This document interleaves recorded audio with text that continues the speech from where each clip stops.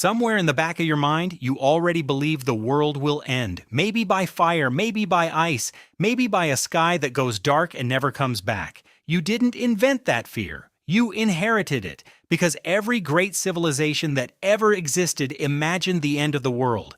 The Norse, the Aztecs, the Hindus, the Christians, the ancient Persians, cultures separated by oceans and thousands of years, who never met, who never shared a single story. All of them dreamed of the day everything would be destroyed. And when you line up what they actually said, something strange appears. They didn't just share the fear, they shared the details. The question is why?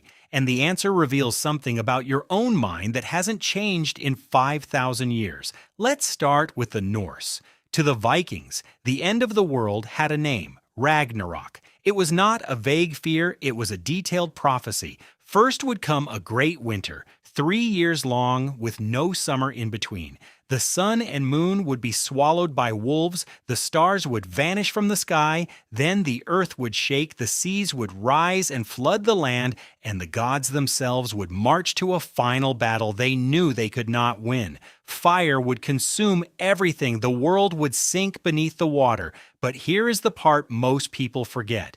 Ragnarök was not the true end. After the destruction, the Norse believed the earth would rise again, green and new, and a few survivors would begin the world over. Destruction, then rebirth. Hold on to that, because you're going to see it again. Now travel across the world to the Aztecs of Mexico.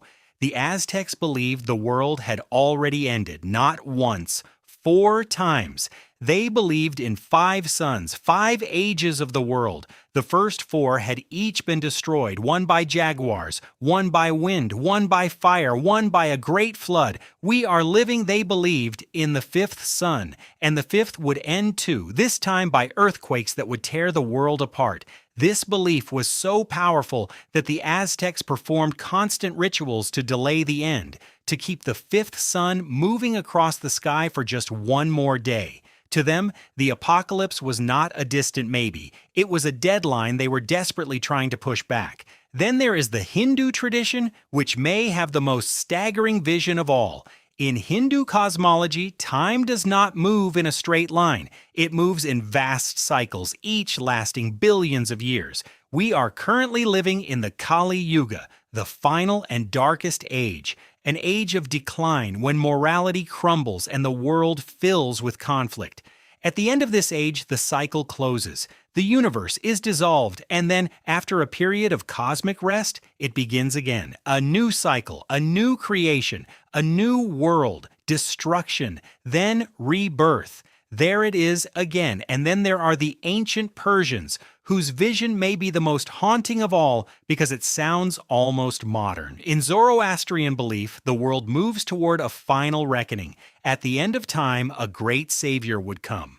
The dead would rise, and all of humanity would face a final judgment, passing through a river of molten metal that would purify the world. The wicked would be burned away, the good would pass through unharmed. And after this final cleansing, the world would be made perfect and eternal, free of evil, free of death forever. If that structure sounds familiar, a final battle between good and evil, a judgment of the dead, a perfected world to follow, it should. It is one of the oldest apocalypse stories on Earth, and its echoes appear in faiths followed by billions to this day. Destruction. Then a new and perfect world. The pattern will not stop repeating. So here is the part nobody talks about. Look at the pattern. The Norse. The world is destroyed, then reborn green and new. The Hindus, the universe dissolves, then begins again. The Aztecs. Worlds end and new worlds rise to replace them over and over. Even in the Christian book of Revelation, the world ends in fire and judgment and is replaced by a new heaven and a new earth. Across cultures that never touched, the same structure appears. The world ends, and then it begins again. Why would unconnected civilizations all imagine the apocalypse the exact same way? The answer is not in the stars, it's in the ground beneath them. Ancient humans watched the world die and return every single year. Every winter, the world appeared to end. The leaves fell, the plants withered, the animals vanished. The land went cold and gray and silent as if life itself had been switched off. And every spring it came back. Green returned, the animals reappeared, the world was reborn. Ancient people saw this cycle their entire lives. Death, then rebirth, destruction, then renewal. So when they imagined the end of everything, they imagined it the only way the world had ever shown them. Not as a final stop, but as a turning of the wheel. The apocalypse myths were the seasons, written across the entire universe. The end of the world was just winter, made infinite. But there was something else driving these stories, something deeper than the seasons. Ancient humans lived with a fragility we can barely imagine.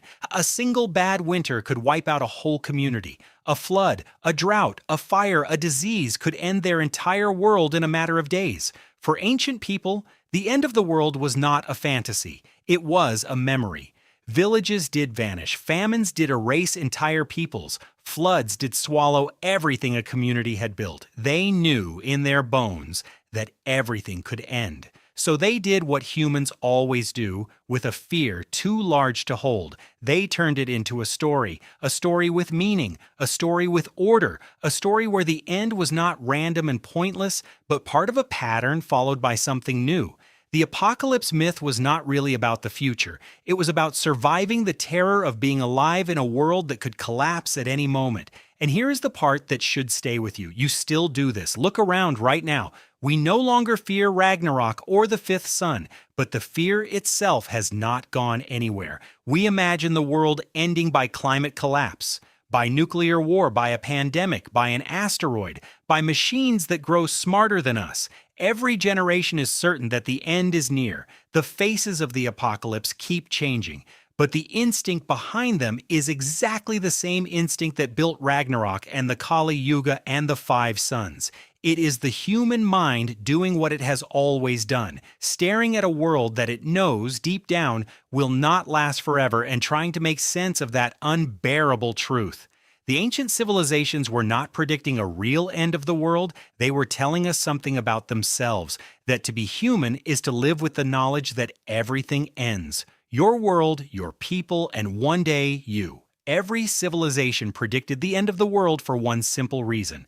Every civilization was made of people who knew they were going to die, and 5,000 years later, sitting safe in a world they could never have imagined, so do you.